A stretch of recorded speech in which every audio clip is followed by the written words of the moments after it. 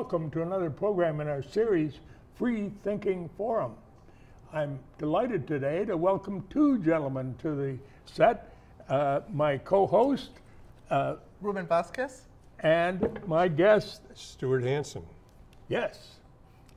Stuart, you are here representing Physicians Advocacy Network, is that right? That's correct. And that's part of the Twin Cities Medical Society? The Twin Cities Medical Society started this program. They actually got a grant to do this program to try to bring professionals, health professionals, up to a level of knowledge about electronic cigarettes and other newer flavored tobacco products that the tobacco industry is pushing, particularly to young people.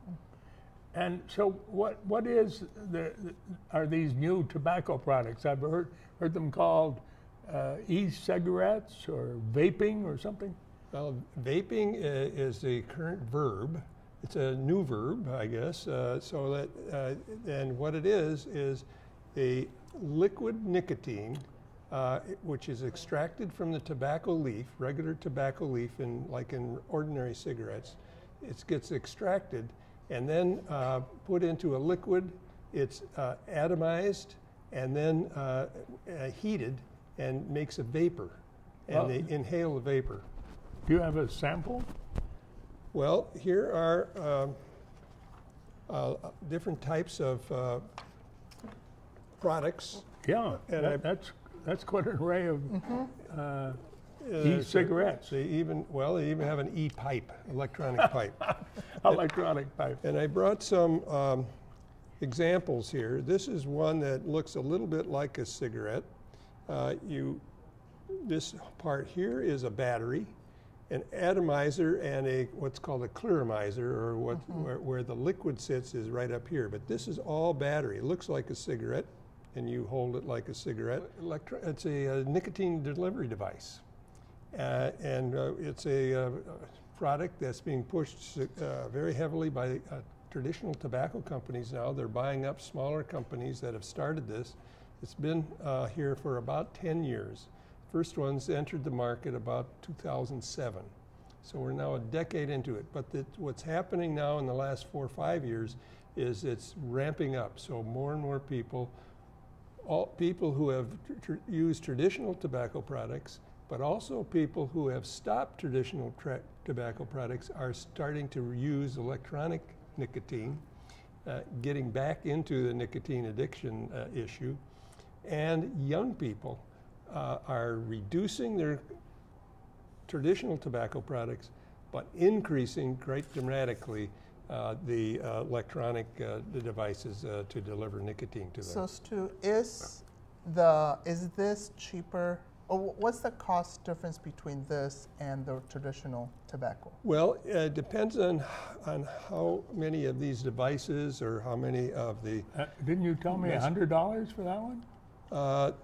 Yeah, probably to get started a little bit over $100. But to refill the liquid nicotine, here's some of the bottles, is cheaper than the traditional package of cigarettes. And one of these bottles, 15 milliliters, will be similar to a carton of cigarettes. So is the attraction to switching to this from the traditional, is it the cost? Is it the look? Is it like because it's the cool thing to do right now? I think all of those things, and also some people think it's safer. Okay. We don't know that. There's no evidence that it's safer. You're inhaling these products into your lungs, some of the glycerin and other things that are okay for ingestion to your stomach, but they have not been approved for inhalation into your lungs. Okay. And we don't know what the damage of these products are going to be. Besides that, this is an extracted liquid from ordinary tobacco leaf. So it also has various other products in there that cause cancer, and also things like cadmium, mercury, lead, and ammonia. Who would want that? Nobody. Why are 17% of the high school 11th graders using this each month? So, who would want to do that? It's sort of what you're saying. cool thing to do. My peers are doing it. It's an adult thing to do, and I'm a teenager, so Right. I'm going to test it out and take my chances. Is there a particular segment of the population that these companies are targeting? So I know it's the younger communities, the younger population, but is it also targeting, are they also focusing on lower income communities, communities of color, you know, is that who they're focusing in overall? Some of the, most of the liquid products are flavored, so different flavors, and they're similar to menthol. And menthol has been targeted to African American populations, lower income populations, as a safer way to smoke, and they're doing the same thing with this. So they're targeting the most vulnerable, which would be the youth, and they're targeting smokers who are currently smoking, and they would be targeting minority populations. We know that definitely for the traditional tobacco products, and I think they're doing the same thing with this. I don't know if I've got as good information as I'd like to have to answer that question. Well, you brought along the the Swisher Sweets, cigarillos, chocolate, strawberry, tropical fruits, or grape. These sound like things for to attract younger people to them. So this one here says chocolate chili. So, you know, there's kind of hot sauce and chocolate. Does that go together? Who are they targeting there? I don't know for sure. But you're looking at tobacco traditional tobacco products that are made up for kids, basically. Yeah. Small cigars, the chewing tobacco, but also cigarillos that are flavored. And they're targeting, packaging those where 5- and 6-year-olds like to see the package and can I take this home? There's been an ad from Clearway on television that's been played a lot. So they're targeting, trying to get new people addicted and trying to convert those who are using traditional tobacco to this and bring back some of the traditional users of tobacco who have quit to e-cigarettes because they're sort of an underlying, they can't advertise it, but an underlying move that says maybe this is safer. So they are not explicitly saying that it's safer because they can't. They can't say that because but it's an implicit innuendo message. And for a long time, in these 10 years, there's been no regulation. Right, just until this last year, the Federal Food and Drug Administration, the FDA, has started to regulate. So now you can't buy this from somebody who's under 18 in most states. Edina, you have to be 21 in Minnesota. So that's one thing. They no longer allow free sampling, which was available 2 or 3 years ago. You can't free sample, and you can't have this in a vending machine where young people could get it. Other regulations like of the industry, the manufacturers have to register. That hasn't come in yet, but it's coming in, I think, 18, where they have to register, and they any new products have to be notified to the Federal Food and Drug Administration. So there's some more things coming, but it's not as regulated as well as traditional tobacco So yet. are these regulations going to be targeted specifically for e-cigarettes or going to be in general just for tobacco? No, e-cigarettes. Just for e-cigarettes. Yeah. Traditional tobacco will Still, continue to be where it's sort at of right now. bringing up the regulations from e-cigarettes to the level of regulations for regular cigarettes. Okay. Now, I've heard of some cities that have banned these in buildings. Is it about half of the cities now? Well, in Minnesota, the e-cigarette use has been banned in several communities.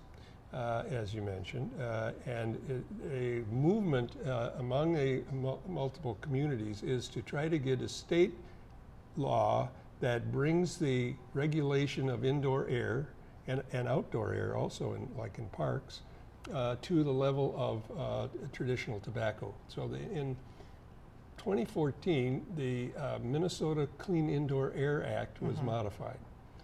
Electronic cigarettes were not part of that modification, and now the movement is to bring electronic cigarettes to the same level as traditional cigarettes. Good. So I know that regular traditional cigarettes, smoking is not allowed when you go into a restaurant, to a movie theater, or whatever. Are you saying that e-cigarettes are allowed in those facilities? Most facilities are saying no smoking, tobacco products, and electronic cigarettes. Okay. Yeah, in private settings. In private settings. But right now, people could go into a bar in most communities in the state and smoke an electronic cigarette. Okay. Now, at least that's my understanding. And wasn't there something to do with the park system? the Minneapolis park system has required that all parks in Minneapolis, the city of Minneapolis, are tobacco free, and that would include electronic cigarettes. Ah, so they've extended it. So pipe smoking, cigar smoking, cigarette smoking, electronic cigarettes is not allowed in. But that's only in the city of Minneapolis. City of Minneapolis. Is there any other push for other park systems, St. Paul or any other city to do that? Yes. Okay. So once a city like that begins to move, it's likely that close by cities will pick it up, and so far there has not been a huge resistance on the part of the governance of cities. The resistance, of course, comes from the industry, who don't want to see this happen. So, go ahead. Well, I can see that Physician Advocacy Network picking up on this.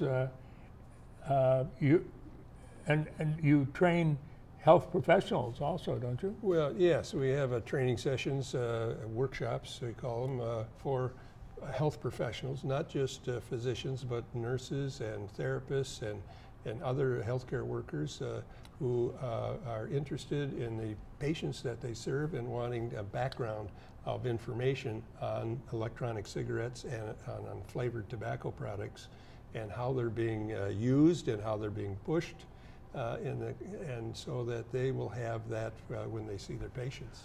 Is there, whether it's your organization or other organizations that you know that are out there, is there anything being done to just, aside from these workshops and trainings to the medical profession, is there any education, anything that's happening community-wide that is just talking to these communities, specifically within these low-income communities, communities of color, non-English speaking communities?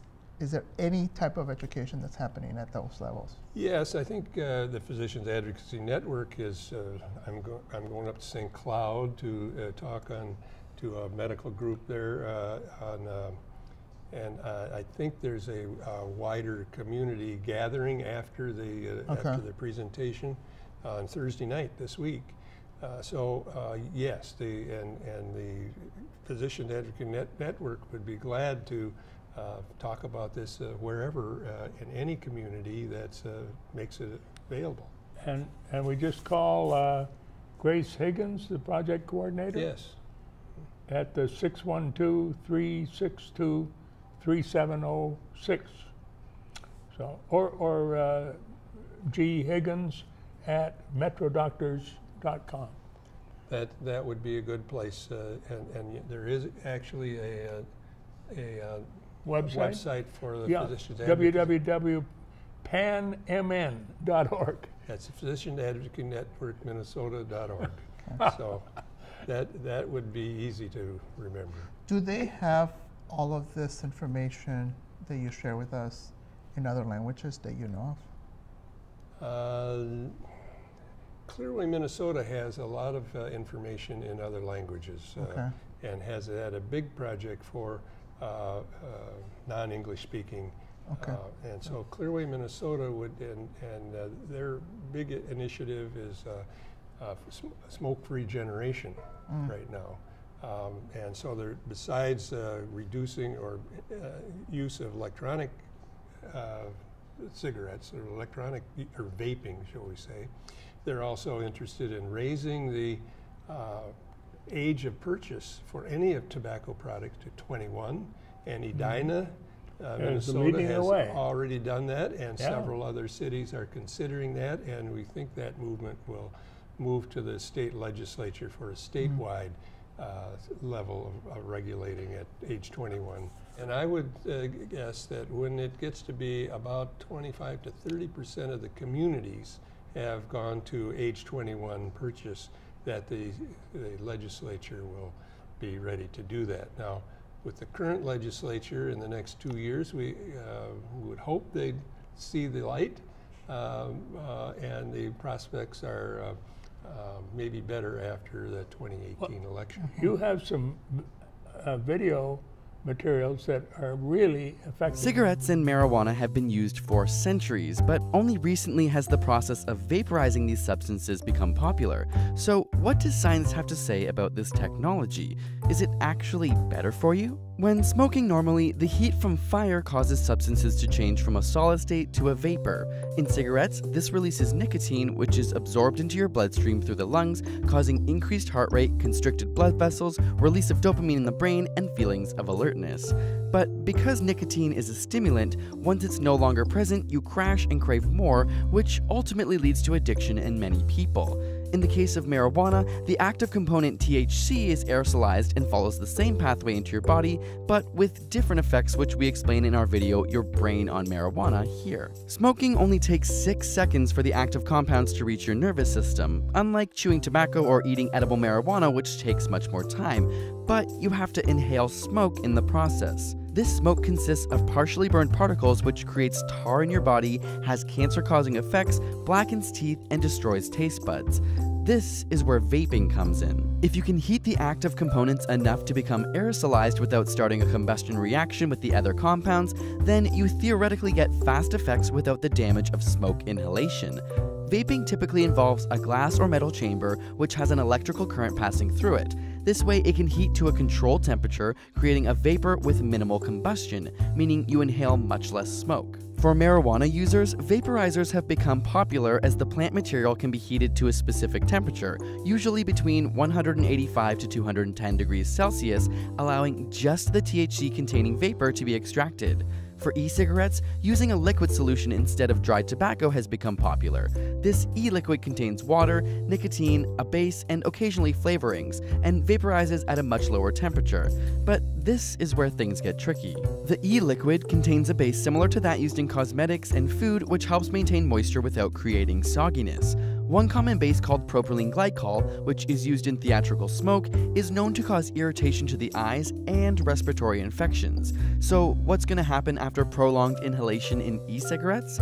Scientists are still studying these effects, and even though in America the FDA has given the seal of approval, much is still unknown. E-liquid can also differ greatly between manufacturers, with barely any regulation for additives. Some have been found to contain diacetyl, a chemical that is known to give butter its buttery taste.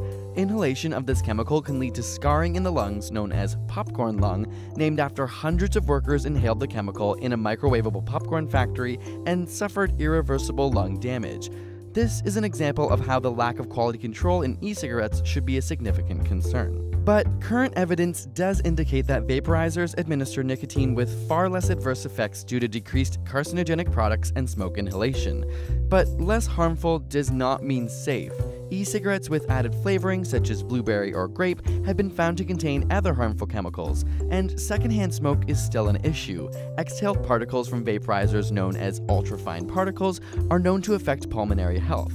Others are worried that because these e-cigs are deemed healthier, that they're becoming more appealing for young people. A study reported that continued use of e-cigarettes for teens in grades 6 to 12 had increased from 6% to 20% over 3 years. On the other hand, much of the information we have on the adverse effects of smoking comes from long-term studies, with cancers appearing much later in life. Since vaporizer use is relatively new, we simply don't have the same access to longitudinal studies. So we'll wait to see what the future brings. Is there any that you have taken part in creating? Well, I haven't created any of those. I think the one you're looking at, or might add to this program, is the difference between traditional cigarettes and electronic vapor smoking, and what it kind of the tobacco tars that come out of this. It comes out with showing that both of them are probably unhealthy, doesn't it? Well, I think as a physician, we know, or at least I feel I know, that it's unhealthy. One is the nicotine causes addiction, and young people who use nicotine affect their brain, and they affect their brain for life. The young brain is still developing up until age 25. So that, you say, well then, what about 21 to 25? Well, how about the 10-year-olds, the 12-year-olds, the 14-year-olds, the 16-year-olds who are still developing, they're becoming mature, but their brains aren't, and they are affected for life with this addicting substance. So if we can reduce the use by youth, we will go a long ways towards preventing them from becoming addicted in adult life. And end up with a lot smarter adults. Well, we know that this affects fetus. So any right. woman who is pregnant using this will affect the fetal brain. It also affects the fetal lung, so that the lung development and brain development are reduced in a fetus with a mother who's using. So they'll never be a long-distance runner. Maybe not. Maybe not, or a long-distance thinker. Yes, right. Is there, aside from the work that you guys are doing and other organizations, what would be the recommendation for just like the greater community to do? I mean, how can, if I'm interested, how can I get involved in this campaign? Well, I think that's a very good question, and I would say the first thing is don't vapor yourself. Don't use electronic yourself. Be the model. Be the change you want to see happen. So, and don't use any tobacco products at all. So that's number one. The second is, wherever you have an opportunity, insist that anybody around you not smoke or not vape. So that if you are in a committee meeting or a community meeting or at a party or whatever, whatever, just to ask people who are using the vapor and who say, I prefer that you didn't do that because I have to breathe what you're exhaling, and I'm concerned about the health effects. So the secondhand piece is still very much the same as regular traditional tobacco. We don't know how same it is. We know it's not good. Okay. It may be better, it may be worse than traditional tobacco. And we get first-hand smoke or first-hand vaping by using it yourself. So try to eliminate that. You get second-hand smoke and second-hand vaping from other people around you, so you try to eliminate that in your environment, particularly if you have children around, but also all adults, no matter what age you are. Well, even us old guys. I wasn't going to say anything, but yeah, I mean, no matter what age you are. I mean, I'm 80, so if I started smoking now, it would be detrimental to my future. So that, and then get involved in your local community governance. So your city council. Restrict the use and sale of e-cigarettes. And encourage them to go to a higher age group. Right. Yeah. And so get involved with your local politics, because public policy is where the community is going to have the greatest Right. change. Right. And so if you be the change to begin with, encourage others around you to be the change, and then be part of your community's governance in trying to make this a product that's used less and particularly used less by young people. Now, your organization has updates, don't you?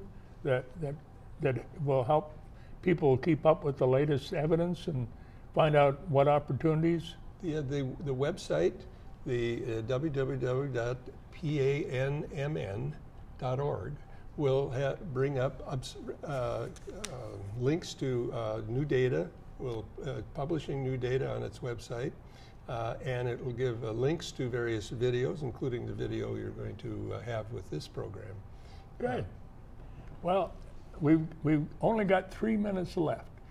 Stuart, what would you like to tell us that we haven't touched upon so far? Well, one thing is people who come to physicians particularly want to say, how can I quit smoking?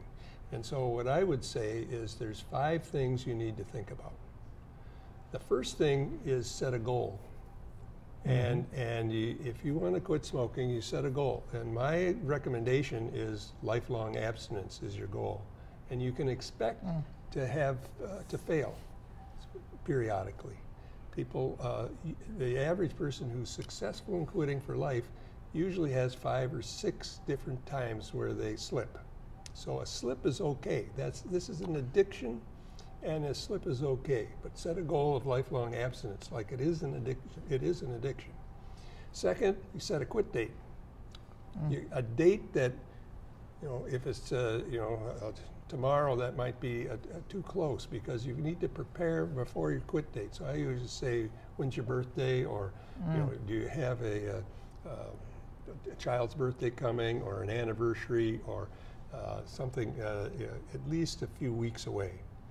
And so that's a quit date. The third thing is to tell 10 other people, or to get a support group around you, to go public. So you tell 10, I always say, tell 10 others whether you can, what your goal is and what your quit date is. Then all these other things, nicotine replacement, pharmaceuticals. I mean, doctors can write prescriptions for stuff that you blow in your nose for nicotine, or you inhale into your lungs with nicotine, or varenicline or bupropion, which are medications that have shown to be effective in helping.